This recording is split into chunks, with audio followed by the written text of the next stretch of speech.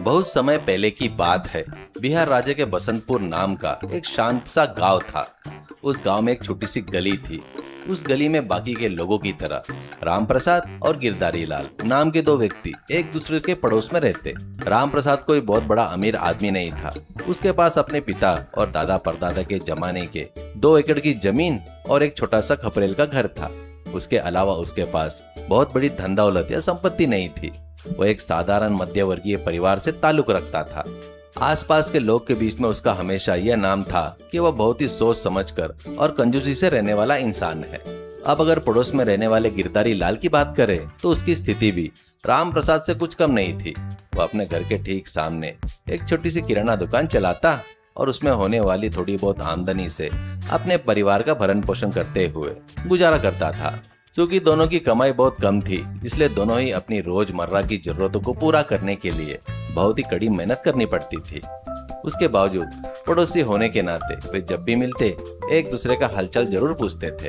जैसे जैसे साल बीतते गए दोनों की उम्र ढलने लगी, लेकिन उनकी आर्थिक स्थिति, उनके रहन सहन और स्तर में कोई खास सुधार बदलाव देखने को नहीं मिला।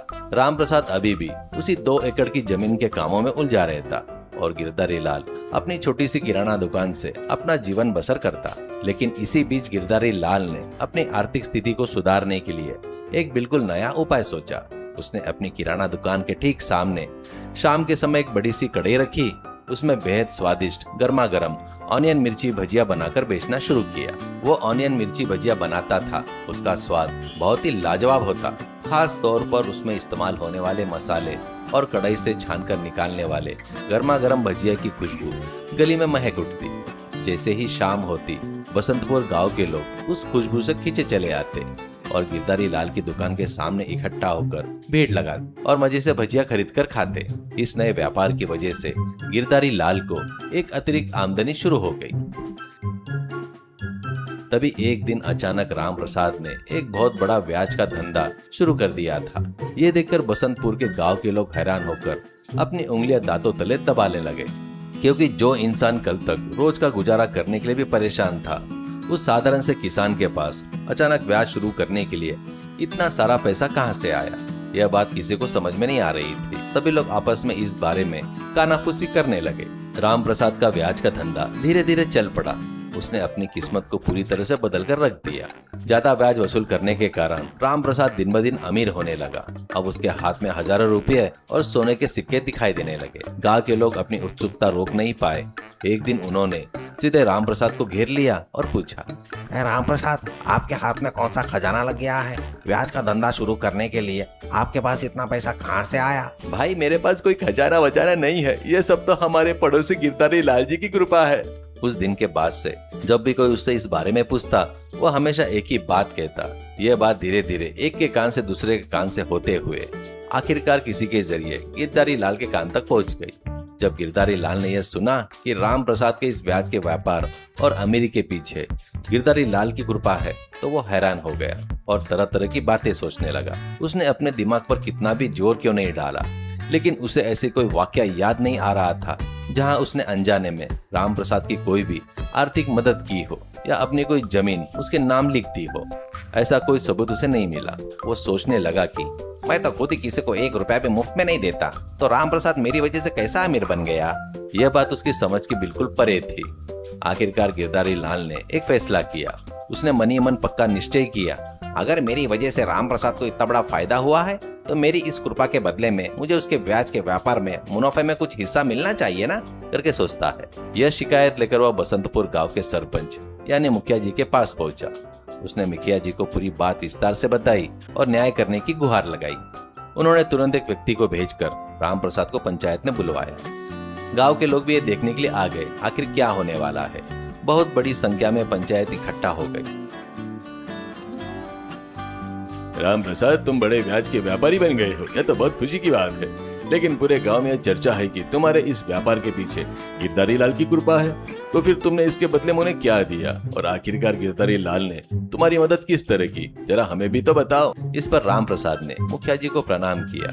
अरे मुखिया जी, हमारे बारे में क्या कह रहे हो? मेरे पति तो कुछ बोल ही नहीं रहे हैं। लेकिन असल में बात क्या है वह मैं आपको बताती हूँ, जरा सुनिए। ये सब मेरे पति की कंजूसी है।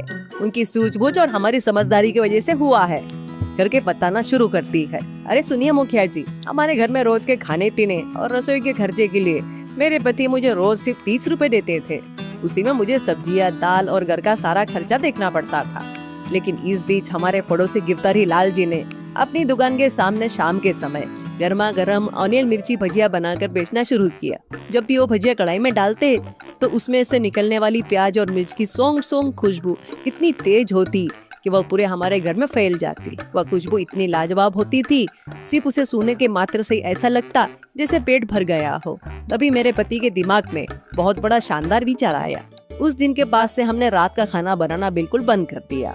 शाम को जैसे ही गिरधारी लाल जी भजिया तलना शुरू करते तो हम अपने घर की सारी खिड़कियां खोलकर रख देते। वो ऑनियन मिर्ची भजिया की महकती हुई खुशबू जैसे हमारे घर के अंदर आती, मैं तुरंत सिर्फ थोड़ी सी चटनी या नमक के साथ सादे चावल परोस देती। हम वो चटनी चावल खा जाते और बगल से आने वाली वो ऑनियन मिर्ची भजिया की खुशबू का मन भरकर आनंद लेते। उस खुशबू को सूंघते सूंघते हमें ऐसा लगा था मानो हम सचमुच चटनी चावल के साथ गर्मा गर्म ऑनियन भजिया खा रहे हैं और हमें उतने ही तृप्ति मिलती। यह अनोखी बात सुनते ही पंचायत में मौजूदा गांव के सारे लोग दंग रह गए। गिरधारी लाल की आंखें फटी की फटी रह गई। इस तरह ऑनियन मिर्ची भजिया की खुशबू के साथ रात का भोजन करने की वजह से मेरे पति रोज के सब्जी और दाल से कम 10 से 20 रुपए बचाने लगे। मेरे पति उन बचे हुए 10 रुपए को बहुत संभाल कर एक पुराने डब्बे में इकट्ठा करने लगे। इस तरह रोज के 10-10 रुपए बचाते बचाते सालों बाद उस डब्बे में हजारों रुपए जमा हो गए। तो इस प्रकार गिरधारी लाल जी के ऑनियन मिर्ची भजिया की खुशबू की वजह से हमारे इतने सारे पैसे बच गए और उसी जमा पैसों से मेरे पति ने ब्याज का धंधा शुरू किया। तो हमारे पास इतना पैसा होने के पीछे कहीं न कहीं गिरधारी लाल जी की भजिया की खुशबू ही तो कारण है ना मुखिया जी। तो यही है गिरधारी लाल जी की उस कृपा के पीछे का असली रहस्य। सरिता के मुंह से अजीबोगरीब बात सुनकर गिरधारी लाल ने अपने दोनों हाथों से अपना सिर पकड़ लिया और बोला, हे भगवान राम प्रसाद, तुम इतने बड़े खिलाड़ी निकले। मेरे भजिया की खुशबू के सारे रोटी खाकर तुमने इतना पैसे बचा लिए। गांव के मुखिया जी भी राम प्रसाद और उसकी पत्नी की इस परम कंजूसी पर दुखद जताए या उनकी चालाकी और बचत से उनकी तारीफ पर हंसे। उन्हें समझ में नहीं आ रहा था। वे कुछ देर के लिए सोच में पड़ गए। पूरी पंचायत में बैठे लोग अचानक जोर जोर से हंसने लगे। गिरधारी लाल, राम प्रसाद ने तुम्हारे यहाँ कोई चोरी नहीं की है। उसने तो बस हवा में तैरने वाली ऑनियन मिर्ची भजिया की खुशबू इस्तेमाल करके अपनी बचत की आदत से पैसे बचाए। हवा में फैलने वाली खुशबू पर हम कोई टैक्स या कीमत नहीं लगा सकते ना, इसलिए राम प्रसाद ने कोई गलती नहीं की है। उसके पैसे उसी के हैं। लेकिन राम प्रसाद, तुम्हें भी इतना कंजूस नहीं होना चाहिए। अब जब तुम्हारे पास पैसे हैं तो उन पैसों से कुछ पैसे खर्च करो और गिरधारी लाल की दुकान पर जाकर सचमुच ऑनियन मिर्ची भजिया खरीद कर खाओ और अपने बीवी बच्चों को भी खिलाओ। राम प्रसाद ने मुस्कुराते हुए सिर हिलाया।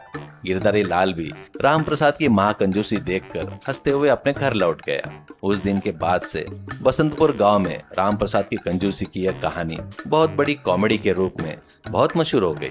सीख, जीवन में बचत करना बहुत ही अच्छी आदत है जो हमें आर्थिक रूप से मजबूत बनाती है। लेकिन बचत इतनी भी ज्यादा कंजूसी में नहीं बदलनी चाहिए कि हम दूसरों की मेहनत का मुफ्त में मजा ले और खुद को, अपने परिवार को तकलीफ में रखे। कंजूसी और सही मायने में सूझबूझ के बीच के अंतर को समझाना बहुत जरूरी है।